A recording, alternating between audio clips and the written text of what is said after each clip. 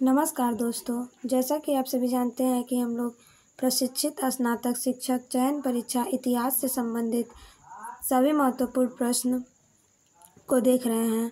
आज हम लोग का इकाई 8 है, जिसमें हम लोग को मुगल वंश, बाबर, हुमायूं, अकबर, जहांगीर, शाहजहां और औरंगजेब को पढ़ना है।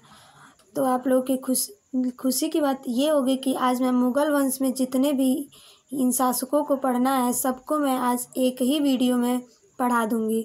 तो आप लोग वीडियो को पूरा देखें, और अगर आप चैनल पर नए हैं तो चैनल को लाइक, शेयर और सब्सक्राइब करना न भूलें। और इससे पहले कि आप लोगों ने यूनिट 7 तक वीडियो नहीं देखी है तो मेरे चैनल पर जाकर ज़रूर देखें। तो आइए देखते हैं मुगल वंश। इसकी स्थापना 1526 ईस्वी में होती है, और कौन करता है तो उसको हम लोग पहले देखते हैं। मुगल वंश का संस्थापक बाबर तिमुरिड राजवंश का सदस्य था। तिमुरिडों ने इतिहास में 2 प्रसिद्ध साम्राज्य स्थापित किए थे। भारत और मध्य एशिया में तिमुरिड साम्राज्य 1370 से 1507 ईस्वी, और भारतीय महाद्वीप में मुगल साम्राज्य 1526 से 1857 ईस्वी। बाबर एवं उत्तरवर्ती मुगल शासक तुर्क एवं सुन्नी मुसलमान थे। बाबर ने मुगल वंश की स्थापना के साथ ही पद पातशाही की स्थापना की, जिसके तहत शासक को बादशाह कहा जाता था। अब हम लोग बाबर को देखेंगे। बाबर का शासन होता है 1526 से 1530 ईस्वी। बाबर का जन्म 14 फरवरी 1483 ईस्वी में हुआ था। इसके पिता उमर शेख मिर्ज़ा फरगना नामक छोटे राज्य के शासक थे। बाबर फरगना की गद्दी पर 8 जून 1494 ईस्वी में बैठा। दूसरा प्रश्न है, बाबर ने 1507 ईस्वी में बादशाह की उपाधि धारण की, जिसे अब तक किसी तैमूर शासक ने धारण नहीं की थी। बाबर के 4 पुत्र थे, हुमायूं, कामरान, अस्करी और हिंदाल। तीसरा प्रश्न है, बाबर ने भारत पर 5 बार आक्रमण किया। बाबर का भारत के विरुद्ध किया गया प्रथम अभियान 1519 ईस्वी में यूसुफ जाई जाति के विरुद्ध था। इस अभियान में बाबर ने बाजौर और भेरा को अपने अधिकार में कर लिया।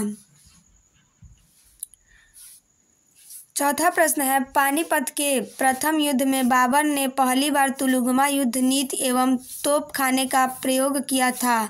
उस्ताद अली एवं मुस्तफ़ा बाबर के 2 प्रसिद्ध निशानेबाज थे, जिसने पानीपत के प्रथम युद्ध में भाग लिया था। तो मैंने जब दिल्ली सल्तनत को पढ़ाया था तो उसमें लोधी वंश था, और लोधी वंश का अंतिम शासक इब्राहिम लोधी होता है, जो 1526 ईस्वी में बाबर से पानीपत का प्रथम युद्ध लड़ता है। उसमें इब्राहिम लोधी पराजित हो जाता है और बाबर विजयी होता है। 5वां प्रश्न है, पानीपत का प्रथम युद्ध 21 अप्रैल 1526 ईस्वी को इब्राहिम लोधी व बाबर के मध्य हुआ था, जिसमें बाबर विजयी होता है। 6वां प्रश्न है, खानवा का युद्ध 17 मार्च 1527 ईस्वी को राणा सांगा एवं बाबर के मध्य होता है, जिसमें बाबर विजयी होता है। 7वां प्रश्न है, चंदेरी का युद्ध 29 जनवरी 1528 ईस्वी को मेदिनी राय एवं बाबर के मध्य होता है, इसमें भी बाबर विजयी होता है। 8वां प्रश्न है, घाघरा का युद्ध 6 मई 1529 ईस्वी को अफगानों एवं बाबर के मध्य होता है, जिसमें बाबर फिर से विजयी हो जाता है। 9वां प्रश्न है, इब्राहिम लोधी मध्यकाल का प्रथम शासक था जो युद्ध स्थल में मारा गया। इसके साथ उसका मित्र ग्वालियर के राजा विक्रमजीत भी युद्ध स्थल में मारा गया। 10वां प्रश्न है, बाबर को अपनी उदारता के लिए कलंदर की उपाधि दी गई। अगला प्रश्न है 11वां, बाबर ने मुसलमानों को तमगा नामक कर से मुक्त कर दिया था। 12वां प्रश्न है, खानवा युद्ध में बाबर ने राणा सांगा के खिलाफ जिहाद का नारा दिया और युद्ध में विजय के बाद गाजी की उपाधि धारण की। 13वां प्रश्न है, 30 जनवरी 1528 ईस्वी को जहर दे देने के कारण राणा सांगा की मृत्यु हो गई।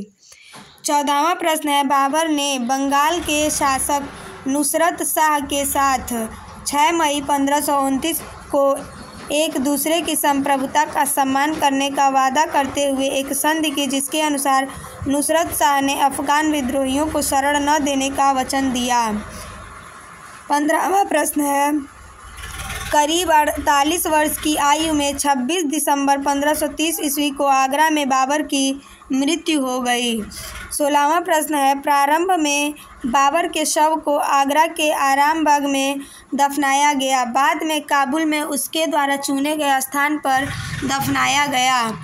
17वां प्रश्न है, बाबर की मातृभाषा तुर्की थी, लेकिन वह अरबी और फारसी का भी अच्छा ज्ञाता था। बाबर ने अपनी आत्मकथा बाबरनामा तुर्की में की रचना की, जिसका अनुवाद बाद में फारसी भाषा में अब्दुल रहीम खान खाना ने किया। अपनी आत्मकथा में बाबर ने औपचारिक बागों की योजनाओं और उनके बनाने में अपनी रुचि का वर्णन किया है। अक्सर ये बाग दीवार से घिरे होते थे तथा कृत्रिम नहरों द्वारा 4 भागों में विभाजित आयताकार अहाते में स्थित थे। 4 समान हिस्सों में बैठे होने के कारण वे 4 बाग कहलाते थे। 18वां प्रश्न है, बाबर को मुबैयान नामक पद्य शैली का भी जन्मदाता माना जाता है। 19वां प्रश्न है, बाबर प्रसिद्ध नक्शबंदी सूफी ख्वाजा उबैदुल्ला अहरार का अनुयायी था। बाबर का उत्तराधिकारी उसका पुत्र हुमायूं हुआ। 20वां प्रश्न है, 4 बाग बनाने की परंपरा की शुरुआत अकबर के समय से हुई। अब हम लोग हुमायूं को देखेंगे। हुमायूं का कार्यकाल होता है 1530 से 1556 ईस्वी। बीच में यह जब शेर शाह सूरी से 1540 ईस्वी में बेलग्राम का युद्ध लड़ता है तो हार जाता है, तो शेर शाह सूरी गद्दी पर बैठता है। तो आपके सिलेबस में शेर शाह सूरी को नहीं पढ़ना है तो मैं उससे संबंधित वीडियो नहीं बनाई हूँ। आप लोग अगर एग्ज़ाम में वैसे शेर शाह सूरी से क्वेश्चन बनेगा ही नहीं, अगर बनेगा भी तो मैंने हुमायूं में उस प्रश्न को डाला हुआ है कि नासिरुद्दीन महमूद, पहला क्वेश्चन है इससे, नासिरुद्दीन महमूद 29 दिसंबर 1530 ईस्वी को आगरा में 23 वर्ष की अवस्था में सिंहासन पर बैठा। गद्दी पर बैठने से पहले हुमायूं बदख्शा का सूबेदार था। दूसरा प्रश्न है, अपने पिता के निर्देश के अनुसार हुमायूं ने राज्य का बंटवारा अपने भाइयों में कर दिया। इसने कामरान को काबुल और कंधार, मिर्ज़ा अस्करी को संभल, मिर्ज़ा हिंदाल को अलवर व मेवाड़ की जागीरें दी। अपने चचेरे भाई सुलेमान मिर्ज़ा को हुमायूं बदख्शा प्रदेश दिया। तो बाबर के 4 पुत्रों का नाम कामरान, अस्करी, हिंदाल और एक हुमायूं ही था, और उसकी एक पुत्री थी गुलबदन बेगम। तीसरा प्रश्न है, 1533 ईस्वी में हुमायूं ने दीन पनाह नामक नए नगर की स्थापना की थी। चौथा प्रश्न है, चौसा का युद्ध। अगर शेर शाह सूरी से क्वेश्चन बनेगा तो यहीं से बनेगा कि चौसा का युद्ध 25 जून 1539 ईस्वी में शेर खां एवं हुमायूं के बीच हुआ। इस युद्ध में शेर खां विजयी रहा। इसी युद्ध के बाद शेर खां ने शेर शाह की पदवी धारण की।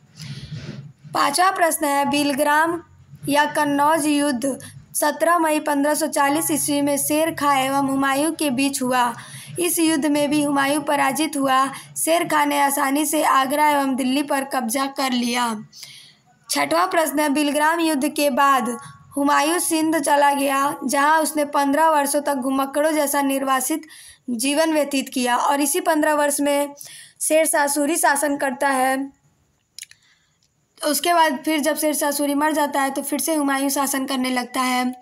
तो 7वां प्रश्न है, निर्वासन के समय हुमायूं ने हिंदाल के आध्यात्मिक गुरु फारसवासी सिया मीर बाबा दोस्त उर्फ मीर अली अकबर जामी की पुत्री हमीदा बानो बेगम से 29 अगस्त 1541 ईस्वी को निकाह कर लिया। कालांतर में हमीदा से ही अकबर जैसे महान सम्राट का जन्म हुआ। 8वां प्रश्न है, 1555 ईस्वी में हुमायूं ने पंजाब के सूरी शासक सिकंदर को पराजित कर पुनः दिल्ली की गद्दी पर बैठा।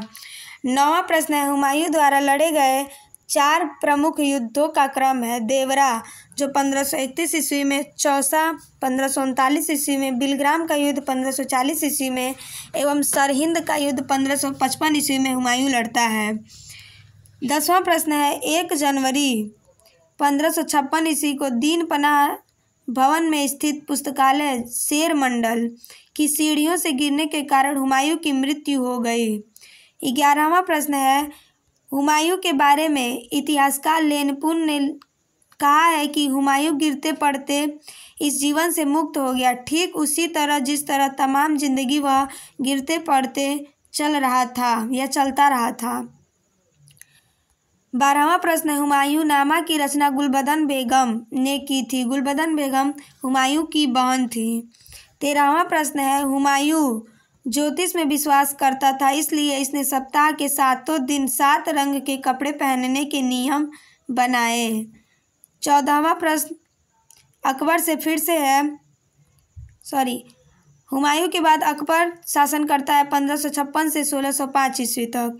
पहला प्रश्न है, सम्राट अकबर का जन्म 15 अक्टूबर 1542 ईस्वी को हमीदा बानो बेगम के गर्भ से अमरकोट के राणा वीर साल के महल में हुआ था। दूसरा प्रश्न है, अकबर के बचपन का नाम जलाल था।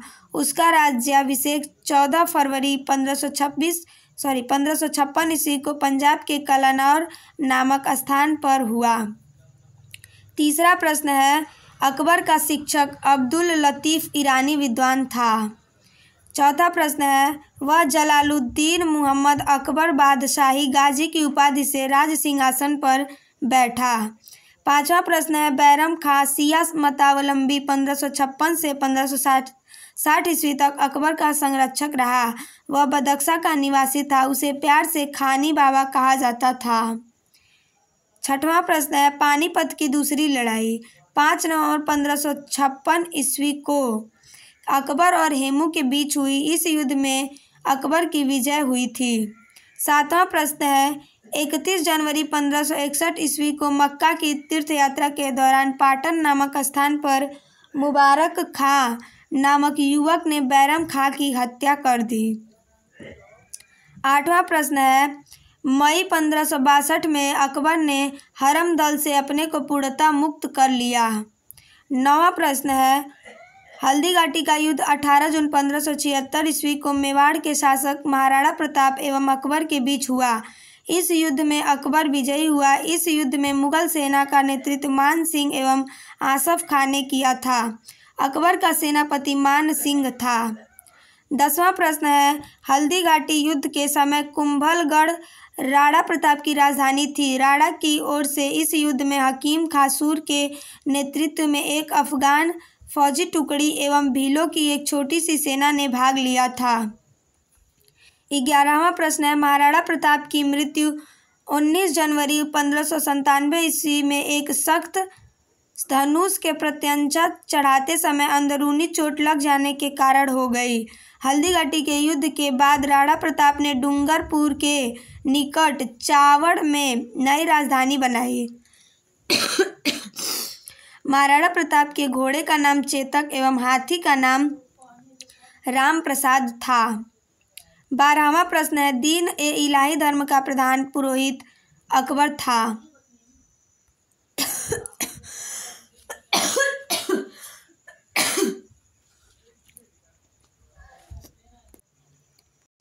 तेरहवां प्रश्न है, दीन ए इलाही धर्म स्वीकार करने वाला प्रथम एवं अंतिम हिंदू शासक राजा बीरबल थे।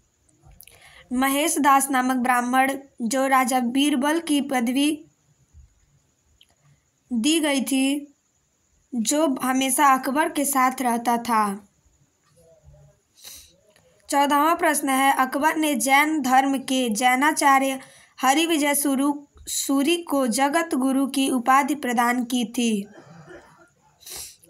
15वां प्रश्न है, अकबर ने शाही दरबार में एक अनुष्ठान के रूप में सूर्योपासना शुरू करवाई। 16वां प्रश्न है, राजस्व प्राप्ति की जब्ती प्रणाली अकबर के शासनकाल में प्रचलित थी। 17वां प्रश्न है, अकबर के दीवान राजा टोडरमल खत्री जाति ने 1580 ईस्वी में 10 साल बंदोबस्त व्यवस्था लागू की। 18वां प्रश्न है, गुजरात विजय के दौरान अकबर सर्वप्रथम पुर्तगालियों से मिला और यहीं उसने सर्वप्रथम समुद्र को देखा। 19वां प्रश्न है, अकबर के दरबार में प्रसिद्ध चित्रकार अब्दुर समद था। 20वां प्रश्न है, अकबर के दरबार का प्रसिद्ध संगीतकार तानसेन था। 21वां प्रश्न है, अकबर द्वारा जीते गए प्रदेश। अकबर द्वारा पहला मालवा बाज बहादुर शासक था। वर्ष 1561 ईस्वी में मुगल सेनापति आदम खां पीर मुहम्मद। दूसरा है चुनार, अफगानों का शासन 1562 ईस्वी अब्दुल्ला खां। तीसरा आमेर भारमल 1562 ईस्वी स्वेच्छा से अधीनता स्वीकारी। चौथा है मेड़ता, शासक जयमल वर्ष 1562, मुगल सेनापति सरफुद्दीन। पांचवा है गोंडवाना वीर नारायण एवं दुर्गावती वर्ष 1564, मुगल सेनापति आसफ खां। छठवां है मेवाड़ प्रदेश, शासक रहते हैं उदय सिंह एवं राणा प्रताप और वह जीतता कब है 1568 ईस्वी में स्वयं अकबर 68 और 76 में। सातवां प्रश्न है, रणथंभौर सूरज नहाड़ा 1569 ईस्वी भगवान दास एवं अकबर। आठवां कालिंजर रामचंद्र 1569 मजनू खां। 10वां है जैसलमेर रावल हरिराय 1570 ईस्वी स्वेच्छा से अधीनता स्वीकारी। 11वां बीकानेर कल्याणमल 1570 ईस्वी स्वेच्छा से अधीनता स्वीकारी। 12वां गुजरात मुजफ्फर खां तृतीय 1571 ईस्वी और सम्राट अकबर। 13वां बिहार व बंगाल दाऊद खां 1574 से 76 मुनीम खां खानखाना। 14वां है काबुल हकीम मिर्जा 1581 ईस्वी और मुगल सेनापति मान सिंह एवं अकबर। 15वां कश्मीर यूसुफ याकूब खां 1586 भगवान दास एवं कासिम खां। 16वां है उड़ीसा निसार खां 1592 ईस्वी मुगल सेनापति मान सिंह। 17वां है सिंध प्रदेश, शासक जानी बेग वर्ष 1593 अब्दुल रहीम खान खाना सेनापति। 18वां है बलूचिस्तान पन्नी अफगान शासक और 1595 ईस्वी में जीतता है और मुगल सेनापति मीर मासूम होता है। 19वां है कंधार प्रदेश, मुजफ्फर हुसैन शासक होता है 1595 ईस्वी में जीतता है और शाह बेग मुगल सेनापति होता है। अब दक्षिण भारत में क्या होता है, कौन कौन सा प्रदेश जीतता है, तो 6 प्रदेश, इसमें खानदेश, दौलताबाद, अहमदनगर, असीरगढ़। शासक अली खां चांद बीबी, बहादुर शाह चांद बीबी, मीरुन बहादुर। वर्ष 1591 में खानदेश को, 1599 ईस्वी में दौलताबाद को, 1600 ईस्वी में अहमदनगर को और 1601 ईस्वी में असीरगढ़ को। मुगल सेनापति इसमें स्वेच्छा से अधीनता स्वीकार लेते हैं। मुराद अब्दुल रहीम खान खाना, अबुल फजल और अकबर। अकबर, यह अकबर का अंतिम अभियान था असीरगढ़ पर। अकबर के द्वारा कुछ महत्वपूर्ण कार्य किए गए, यहाँ से प्रश्न आपकी परीक्षा में जरूर बनते हैं कि अकबर ने दास प्रथा का अंत कब किया, 1562 ईस्वी में। अकबर को हरम दल से मुक्ति कब मिली, 1562 ईस्वी में। तीर्थ यात्रा कर समाप्त 1563 ईस्वी में। जजिया कर समाप्त 1564 ईस्वी में। फतेहपुर सीकरी की स्थापना एवं राजधानी का आगरा से फतेहपुर सीकरी स्थानांतरण 1571 ईस्वी में। इबादत खाने का स्थापना 1575 ईस्वी में। इबादत खाने में सभी धर्मों के लोगों को प्रवेश की अनुमति 1578। मजहर की घोषणा 1579। दीन ए इलाही की स्थापना 1582। इलाही संवत की शुरुआत 1583। राजधानी लाहौर स्थानांतरित 1585 ईस्वी। अकबर से संबंधित कुछ और महत्वपूर्ण प्रश्न हैं, जैसे अकबर के शासनकाल के प्रमुख गायक तानसेन, बाज बहादुर, बाबा रामदास, बैजू बावरा थे। संगीत सम्राट तानसेन का जन्म 1506 ईस्वी में ग्वालियर के एक ब्राह्मण परिवार में हुआ था। इनका असली नाम रामतनु पांडे था। वह ध्रुपद गायन शैली का महान संगीतकार था। यह बीन बजाते थे। उनकी मुख्य कृतियाँ थी मियाँ की टोड़ी, मियाँ का मल्हार, मियाँ का सारंग, दरबारी कानरा आदि। दूसरा प्रश्न है कंठाभरण वाणी विलास की उपाधि तानसेन को अकबर ने दी थी। तानसेन अकबर के दरबार में आने से पूर्व रीवा के राजा रामचंद्र के राजाश्रम में थे। थोड़ी तबीयत सही नहीं है। तीसरा प्रश्न है अकबर के काल में स्वामी हरिदास भी एक महान संगीतज्ञ थे। यह वृंदावन में रहकर भगवान की उपासना करते थे। एक मत के अनुसार हरिदास तानसेन के गुरु थे, जबकि कुछ विद्वान हरिदास एवं तानसेन दोनों को मान सिंह तोमर का शिष्य बतलाते हैं। यह भी प्रचलित है कि हरिदास का गाना सुनने के लिए अकबर को उनकी कुटिया पर जाना पड़ा, क्योंकि इन्होंने अकबर के दरबार में जाने से मना कर दिया था। इनका कहना था कि वह केवल अपने भगवान के लिए ही गाते हैं, दरबार से उनका कोई सरोकार नहीं। अगला प्रश्न है दास्तान ए अमीर हमजा हमजानामा प्रसिद्ध अरबी महाकाव्य के नाम से भी प्रसिद्ध है। यह मुगल चित्रशाला भी सबसे पहले अत्यंत महत्वपूर्ण कृति है। इसमें हजरत मोहम्मद साहब के चाचा अमीर हमजा के वीरतापूर्वक कारनामों का चित्रित संग्रह है। इस पांडुलिपि का चित्रण मीर सैयद अली पर्यवेक्षक और अब्दुस सम्मत के नेतृत्व में ग्वालियर, गुजरात, लाहौर, कश्मीर तथा मालवा आदि से बुलाए गए 100 चित्रकारों के एक समूह ने किया। हमजानामा को चित्रित करने का कार्य हुमायूं के काल में प्रारंभ हुआ और अकबर के काल में पूर्ण हुआ। इस कार्य को पूरा करने में 15 वर्ष लगे। इसे अंतिम रूप से चित्रित करने का कार्य अब्दुस समद ने किया। इसके चित्र को चित्रपट कहा गया। अगला प्रश्न है अकबर की शासन प्रणाली की प्रमुख विशेषता मनसबदारी प्रथा थी। छठवां प्रश्न है अकबर के समकालीन प्रसिद्ध सूफी संत शेख सलीम चिश्ती थे। सातवां प्रश्न है अकबर की मृत्यु 16 अक्टूबर 1605 ईस्वी को हुई। इसे आगरा के निकट सिकंदरा में दफनाया गया। 8वां प्रश्न है स्थापत्य कला के क्षेत्र में अकबर की महत्वपूर्ण कृतियां हैं। दिल्ली में हुमायूं का मकबरा, आगरा का लाल किला, फतेहपुर सीकरी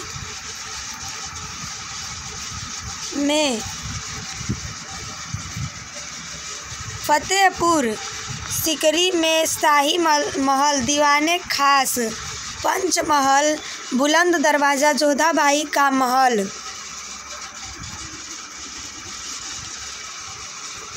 इबादत खाना, इलाहाबाद का किला और लाहौर का किला। 9वां प्रश्न है अकबर के दरबार को सुशोभित करने वाले 9 रत्न थे।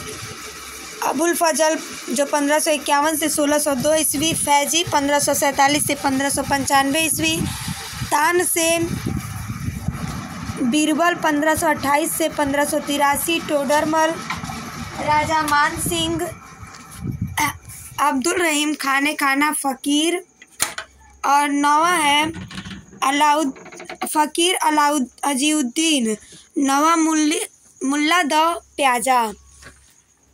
10वां प्रश्न है अबुल फजल का बड़ा भाई फैजी अकबर के दरबार में राजकवि के पद पर आसीन था। इसने भास्कराचार्य की पुस्तक लीलावती का फारसी में अनुवाद किया। इसे फारसी काव्य का मास्टर माना जाता था। 11वां प्रश्न है अबुल फजल ने अकबरनामा ग्रंथ की रचना की। वह दीन ए इलाही धर्म का मुख्य पुरोहित था।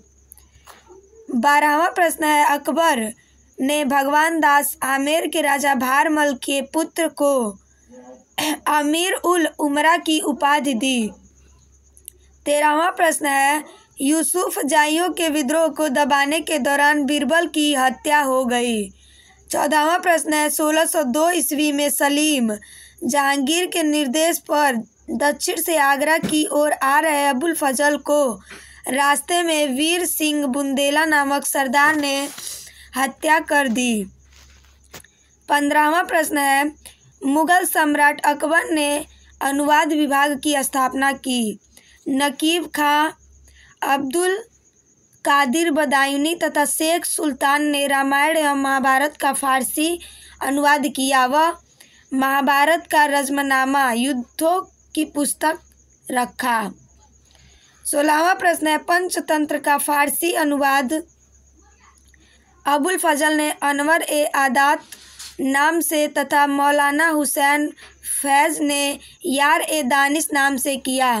हाजी इब्राहिम सरहदी ने अथर्ववेद का, मुल्ला शाह मोहम्मद ने राजतरंगड़ी का, अब्दुल रहीम खान खाना ने तुजु के बाबरी का तथा फैजी ने लीलावती का फारसी में अनुवाद किया। फैजी ने नल दमयंती सूरदास द्वारा रचित कथा का फारसी में अनुवाद कर उसका नाम सहेली रखा। भागवत पुराण का अनुवाद फारसी में टोडरमल ने किया। अब्दुल कादिर बदायूनी ने सिंहासन बत्तीसी का अनुवाद फारसी में किया। ज्योतिष के प्रसिद्ध ग्रंथ तजक एवं तुजुक का फारसी में अनुवाद जहान ए जफर नाम से मुहम्मद खां गुजराती में किया। 17वां प्रश्न है, पंचतंत्र का अरबी भाषा में अनुवाद कलीला व दीमना कहलाता है। 18वां प्रश्न है, निजामुद्दीन पानीपत के रामायण के निजामुद्दीन पानीपत ने रामायण के परिशिष्ट रूप से योग वशिष्ठ वेदांतिक दर्शन पर एक ग्रंथ का फारसी में अनुवाद किया। 19वां प्रश्न है, अकबर के काल को हिंदी साहित्य का स्वर्ण काल कहा जाता है। यहाँ से महत्वपूर्ण प्रश्न बनता है कि किस शासक के काल को हिंदी साहित्य का स्वर्ण काल कहा जाता है, तो अकबर के शासन काल में हिंदी साहित्य का स्वर्ण काल कहा जाता था। 20वां प्रश्न है, अकबर ने बीरबल को कवि प्रिय एवं नरहरि को महापात्र की उपाधि प्रदान की। 21वां प्रश्न है, बुलंद दरवाजा का निर्माण अकबर ने गुजरात विजय के उपलक्ष्य में करवाया था। 22वां प्रश्न है, चार बाग बनाने की परंपरा अकबर के समय शुरू हुई। 23वां प्रश्न है, अकबर ने शीरी कलम की उपाधि अब्दुस समद को एवं जड़ी कमल की उपाधि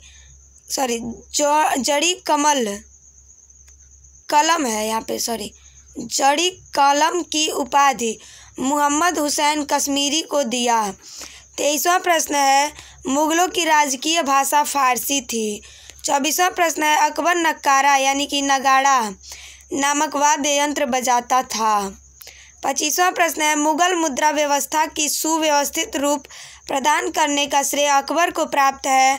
उसके एक सिक्के पर कलमे की जगह अल्लाह उ अकबर जल्ले जलालहू तथा दूसरी ओर टकसाल का नाम अंकित था।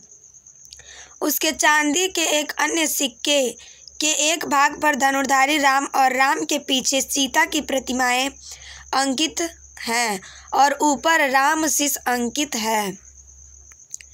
26वां प्रश्न है, अकबर ने असीरगढ़ के विजय की स्मृति में अपने सिक्कों पर बाज की आकृति अंकित करवाई।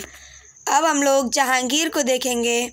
जहांगीर के बाद शाहजहां और शाहजहां के बाद औरंगजेब, उसके बाद आपका पूरा मुगल हिस्ट्री खत्म। जहांगीर का शासनकाल 1605 से 1627 ईस्वी होता है।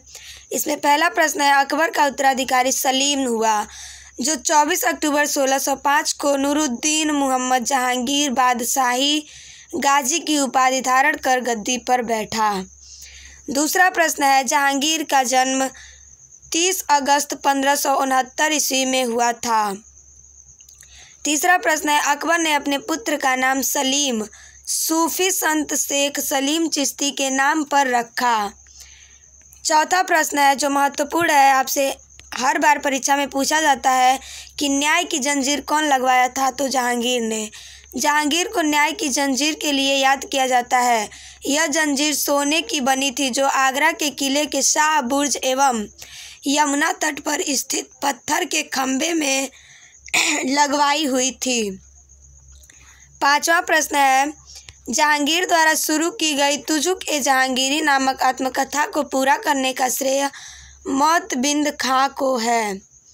6वां प्रश्न है, जहांगीर के सबसे बड़े पुत्र खुसरो ने 1606 ईस्वी में अपने पिता यानी कि जहांगीर के विरुद्ध विद्रोह कर दिया।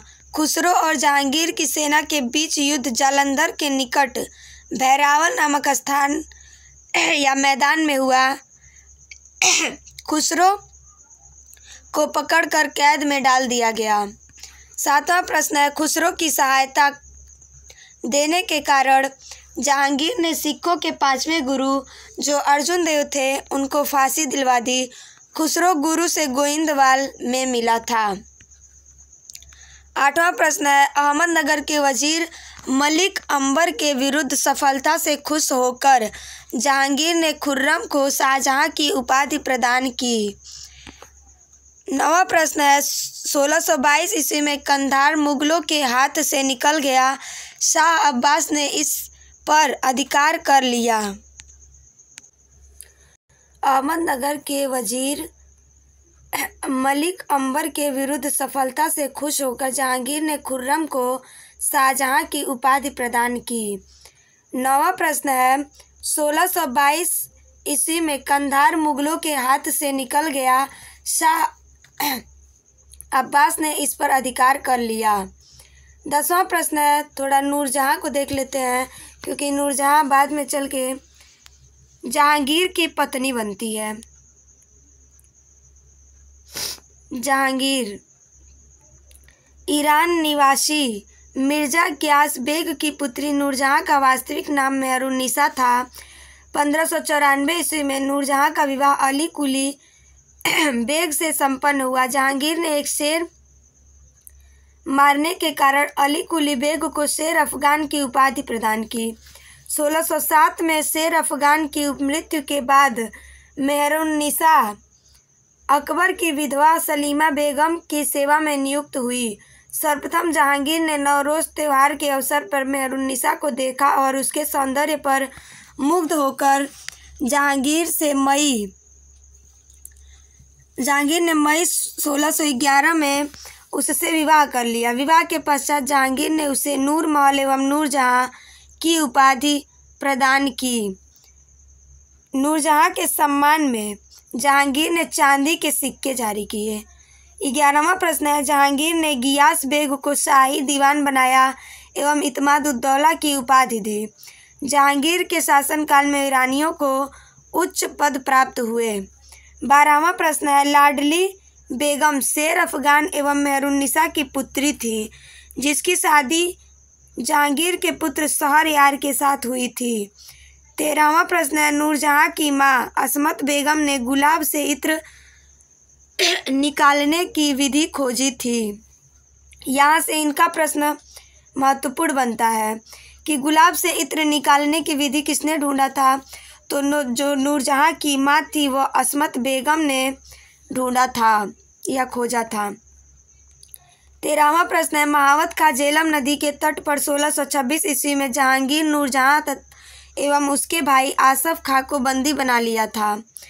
14वां प्रश्न है, जहांगीर के 5 पुत्र थे, खुसरो, परवेज, खुर्रम, शहरयार और जहांदार। 28 अक्टूबर 1627 ईस्वी को भीमवार नामक स्थान पर जहांगीर की मृत्यु हो गई।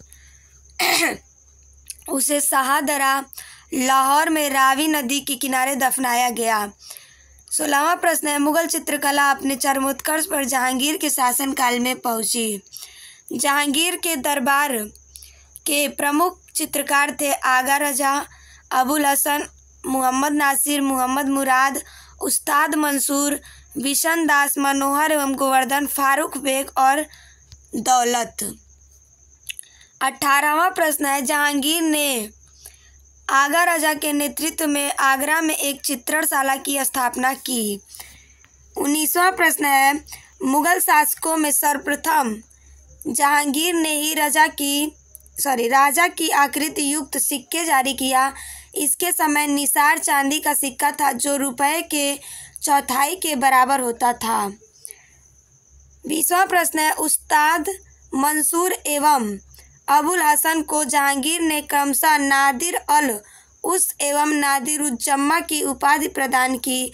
इसने संस्कृत के कवि जगन्नाथ को पंडित राज की उपाधि दी। 21वां प्रश्न है, जहांगीर ने अपनी आत्मकथा में लिखा कि कोई भी चित्र चाहे वह किसी भी मृतक व्यक्ति या जीवित व्यक्ति द्वारा बनाया गया हो, मैं देखते ही तुरंत बता सकता हूँ कि यह किस चित्रकार की कृति है। यदि किसी चेहरे पर आँख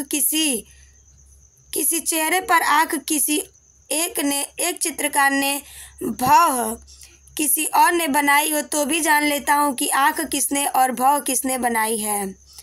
22वां प्रश्न है, जहांगीर के समय को चित्रकला का स्वर्णकाल कहा जाता है। हिंदी का स्वर्णकाल अकबर के समय को और चित्रकला का स्वर्णकाल जहांगीर के समय को। 23वां प्रश्न है, इत्माद-उद-दौला का मकबरा 1626 ईस्वी में नूरजहां बेगम ने बनवाया।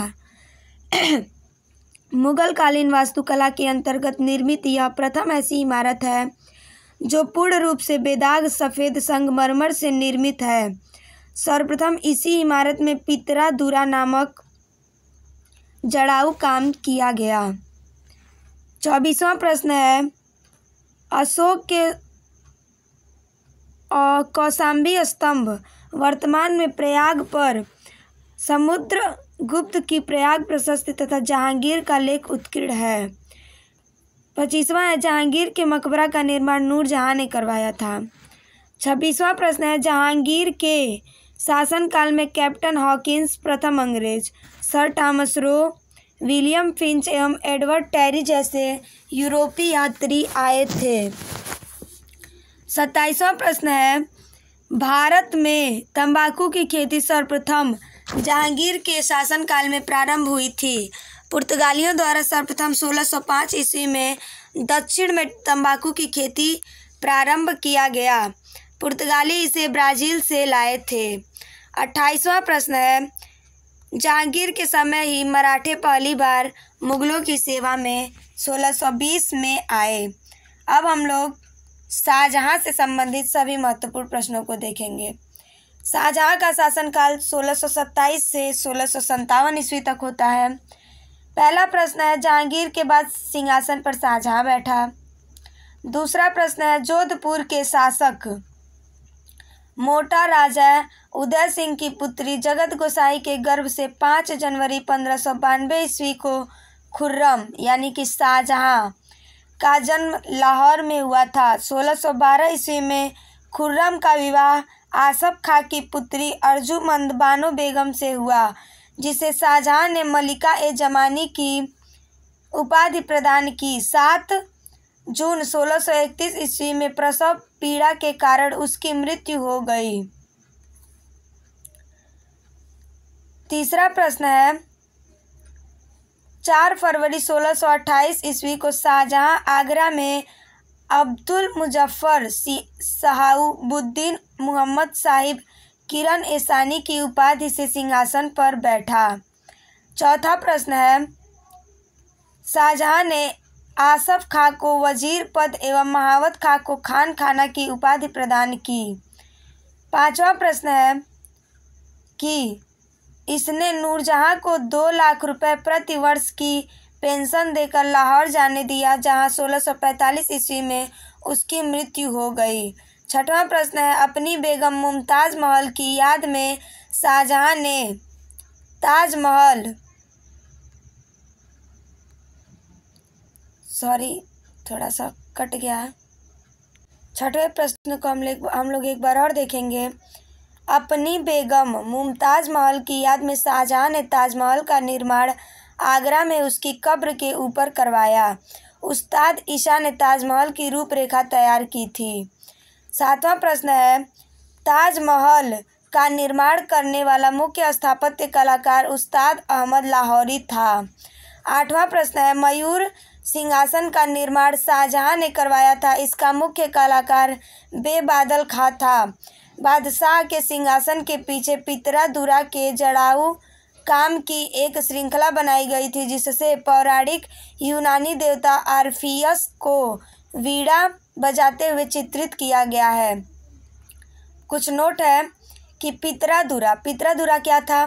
जब संगमरमर या बलुआ पत्थर में नक्काशी किए गए खुदाई में रखे गए रंगीन सख्त पत्थर सुंदर अलंकृत पैटर्न बनाते हैं तो उसे ही पितरादुरा कहा जाता है।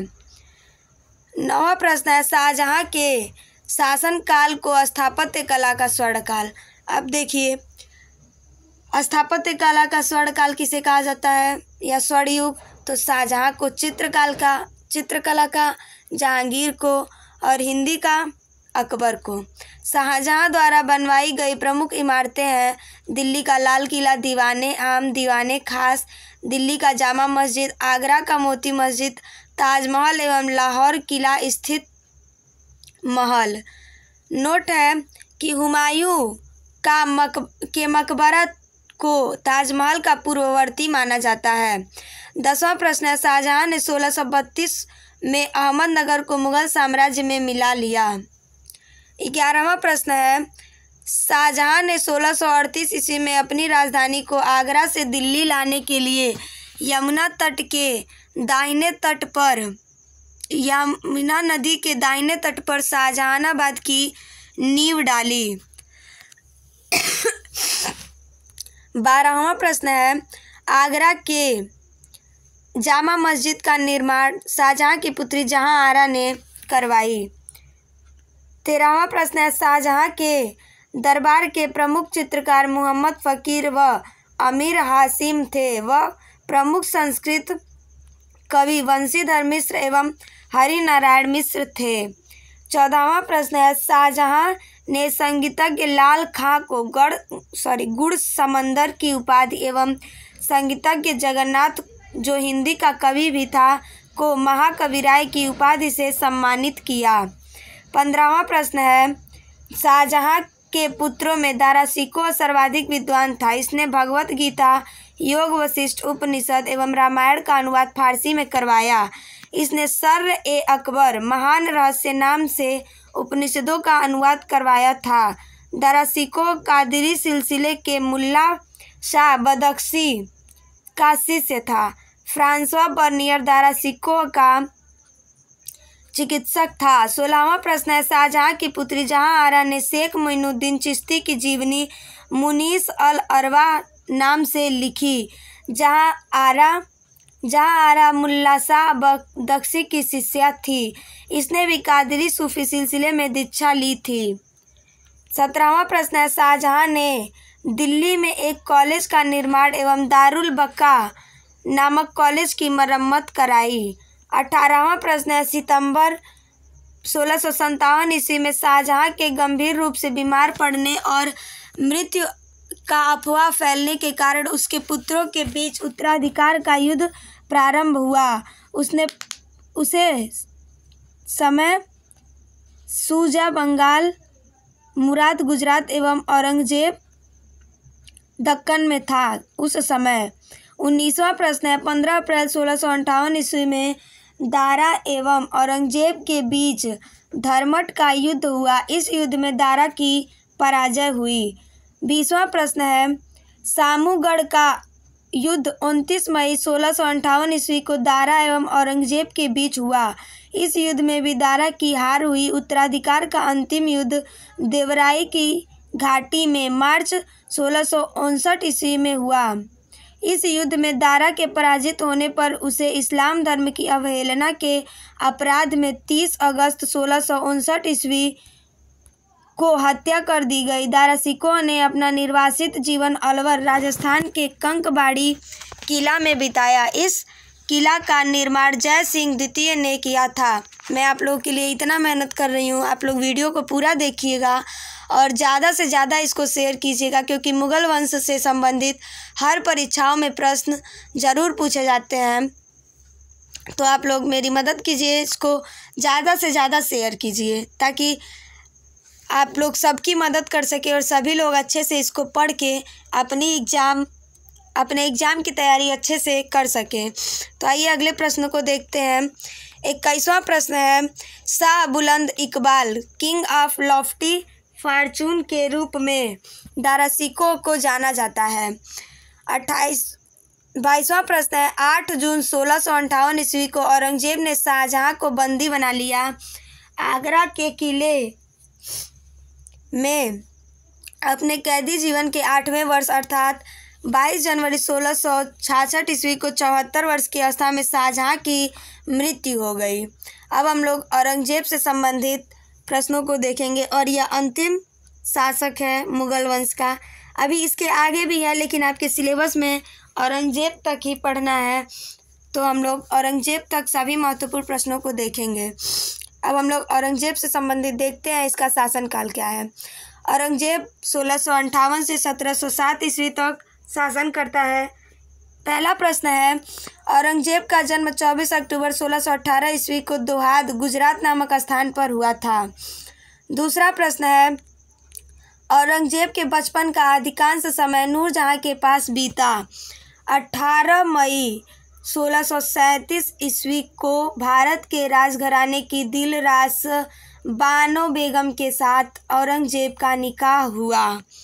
तीसरा प्रश्न है, आगरा पर कब्जा कर जल्दबाजी में औरंगजेब ने अपना राज्याभिषेक अब्दुल मुजफ्फर मुहिउद्दीन मोहम्मद औरंगजेब बहादुर आलमगीर बादशाह गाजी की उपाधि से 31 जुलाई 1658 को करवाया। देवराई के युद्ध में सफल होने के बाद 15 मई 1659 को औरंगजेब ने दिल्ली में प्रवेश किया और शाहजहां के शानदार महल में 5 जून 1659 ईस्वी को दूसरी बार राज्याभिषेक करवाया। चौथा प्रश्न है, औरंगजेब के गुरु थे मीर मुहम्मद हकीम। पांचवा प्रश्न है, औरंगजेब सुन्नी धर्म को मानता था, उसे जिंदा पीर कहा जाता था। यहाँ से महत्वपूर्ण और हर परीक्षा में आपसे प्रश्न बनता है कि जिंदा पीर के नाम से किस शासक को जाना जाता था, तो औरंगजेब को। छठवां प्रश्न है, जय सिंह एवं शिवाजी के बीच पुरंदर की संधि 22 जून 1665 ईस्वी को संपन्न हुई। सातवां प्रश्न है, मई, यहाँ पे टाइपिंग मिस्टेक हो गया है, मई 1666 ईस्वी को आगरा के किले के दीवान ए आम में औरंगजेब के समक्ष शिवाजी उपस्थित हुए। यहाँ शिवाजी को कैद कर जयपुर भवन में रखा गया। इस्लाम नहीं स्वीकार करने के कारण सिखों के 9वें गुरु तेग बहादुर की हत्या औरंगजेब ने 1675 ईस्वी में दिल्ली में करवा दी थी। आठवां प्रश्न है, औरंगजेब ने 1679 ईस्वी में जजिया कर को पुनः लागू किया। आगे हम लोग समझेंगे कि जजिया कर क्या था। नौवां प्रश्न है, औरंगजेब ने बीबी का मकबरा का निर्माण 1679 ईस्वी में औरंगाबाद, जो महाराष्ट्र में पड़ता है, में करवाया। 10वां प्रश्न है, औरंगजेब के समय हुए जाट विद्रोह का नेतृत्व गोकुला एवं राजा राम ने किया था। 1670 ईस्वी में तिलपत की लड़ाई में जाट परास्त हुए, गोकुल को मौत के घाट उतार दिया गया। इसके बावजूद जाटों ने 1685 ईस्वी में राजा राम के नेतृत्व में पुनः विद्रोह किया। इन जाटों ने सिकंदरा में स्थित अकबर के मकबरे को भी लूटा। भरतपुर राजवंश की नींव औरंगजेब के शासनकाल में जाट नेता राजा राम के भतीजा चूड़ामन ने डाली। 11वां प्रश्न है, 1686 ईस्वी में बीजापुर एवं 1687 ईस्वी में गोलकुंडा को औरंगजेब ने मुगल साम्राज्य में मिला लिया। 12वां प्रश्न है, मदन्ना एवं अकन्ना नामक ब्राह्मण का संबंध गोलकुंडा के शासक अबुल हसन से था। 13वां प्रश्न है, औरंगजेब के समय में हिंदू मानसबदारों की संख्या लगभग 337 थी, जो अन्य मुगल सम्राटों की तुलना में अधिक थी। औरंगजेब सर्वाधिक हिंदू अधिकारियों की नियुक्त करने वाला मुगल सम्राट था। 14वां प्रश्न है, औरंगजेब का पुत्र अकबर ने दुर्गादास के बहकावे में आकर अपने पिता के खिलाफ विद्रोह किया। 15वां प्रश्न है, औरंगजेब ने कुरान को अपने शासन का आधार बनाया। इसने सिक्के पर कलमा खुदवाना, नवरोज का त्यौहार मनाना, भांग की खेती करना, गाना बजाना, झरोखा दर्शन, तुलादान प्रथा। इस प्रथा में सम्राट को उसके जन्मदिन पर सोने, चांदी तथा अन्य वस्तुओं से तौलने की प्रथा थी। हिंदू राजाओं ने माथे पर अपने हाथ से तिलक लगाना, जिसे अकबर ने प्रारंभ किया था, सती प्रथा आदि पर प्रतिबंध लगा दिया। वेश्याओं को शादी करने तथा देश छोड़ देने के आदेश दिए और दरबार में होली, दिवाली आदि त्योहार मनाने बंद कर दिए। 16वां प्रश्न है, औरंगजेब ने दरबार में संगीत पर पाबंदी लगा दी तथा सरकारी संगीतज्ञों को अवकाश दे दिया गया। भारतीय शास्त्रीय संगीत पर फारसी में सबसे अधिक पुस्तकें औरंगजेब के ही शासनकाल में लिखी गईं। औरंगजेब स्वयं बीड़ा बजाने में दक्ष था।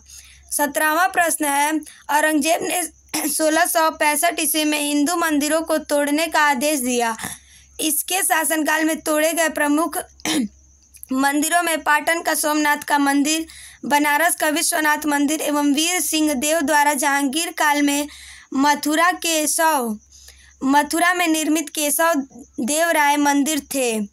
18वां प्रश्न है, औरंगजेब की मृत्यु 20 फरवरी 1707 ईस्वी को हुई। इसे खुलदाबाद, जो अब रोजा कहलाता है, में दफनाया गया। औरंगजेब के समय सूबों की संख्या 20 थी। और 19वां प्रश्न है, औरंगजेब दारुल हर्ब, काफिरों का देश, को दारुल इस्लाम, जो इसको इस्लाम का देश कहा जाता है, में परिवर्तित करने को अपना महत्वपूर्ण लक्ष्य मानता था। 20वां प्रश्न है, औरंगजेब के शासनकाल में प्रमुख मुगल सेना में सर्वाधिक हिंदू सेनापति थे। 21वां प्रश्न है, फ्रांसीसी यात्री फ्रांकोइस बर्नियर औरंगजेब के चिकित्सक थे। जजिया कर क्या था? यह गैर मुस्लिमों से लिया जाने वाला कर था, किंतु ब्राह्मण, संत, वृद्ध, निर्धन, पागल, अल्पसंख्यक, अल्पवयस्क व स्त्रियों से नहीं लिया जाता था। भारत में सर्वप्रथम मीर कासिम ने 712 ईस्वी में सिंध विजय के बाद जजिया की वसूली प्रारंभ की। फिरोज तुगलक ने ब्राह्मणों से भी जजिया वसूल किया। मुगल काल में बाबर एवं हुमायूं के काल में जजिया प्रचलित हुई, किंतु अकबर ने 1564 ईस्वी में इसे बंद कर दिया था। औरंगजेब ने 1679 ईस्वी में सर्वप्रथम मारवाड़ में जजिया की वसूली का आदेश दिया। तत्पश्चात राज्य के अन्य भागों में वसूला जाने लगा। जजिया की अंतिम रूप से समाप्ति मोहम्मद शाह के समय 1720 ईस्वी में हुई। इस प्रकार मैंने आप लोगों को प्रशिक्षित स्नातक शिक्षक चयन परीक्षा इतिहास से संबंधित जो आप लोगों का 8वां यूनिट है, उसमें मुगल वंश है, जिसमें हम लोगों को मुगल वंश का संस्थापक बाबर होता है। बाबर, हुमायूं, अकबर, जहांगीर, शाहजहां और औरंगजेब, इन 6 शासकों को पढ़ना था। इससे संबंधित मैंने पूरे वीडियो एक ही वीडियो में बनाया है। आप लोग इसे ज़्यादा से ज़्यादा शेयर करें और अगर आप चैनल पर नए हैं तो चैनल को लाइक, शेयर और सब्सक्राइब करना न भूलें। आज के लिए बस इतना ही। कल हम लोग अगले यूनिट में मिलते हैं। नमस्कार।